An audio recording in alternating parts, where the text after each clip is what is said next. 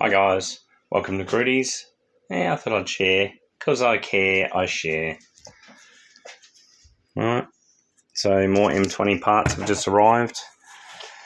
Such a beautiful, beautiful set of pistons these are. Now, these are for the m20b29. I have my custom piston order. And this is, hold on. Right, this is what my 2.9 pistons looked like when I got them. And then we took some off the top. And I'll show you how much. You'll be able to see. Hold on. Rightio. There's one that was in the engine, 12.5. And that one, let's see if we can. Small, big. Alright. Alright, so next step is getting one of these machined down to suit the others. And then I have a set of 6.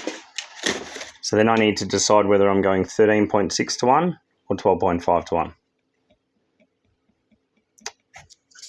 Well, I have been known to run engines in the 13s on 98 and I can make it happen.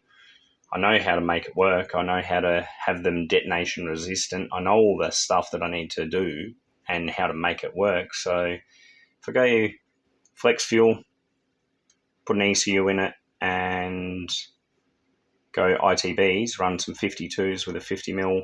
I'm thinking about running the tapered bore EFI hardware ones with the inject all the way out board. I think 13.6 will be okay. You should definitely get close to our 230, 240 rear wheel kilowatt mark anyway. That's what I'm aiming for this time if I'm going to spend the money. I think this unfortunate circumstance, which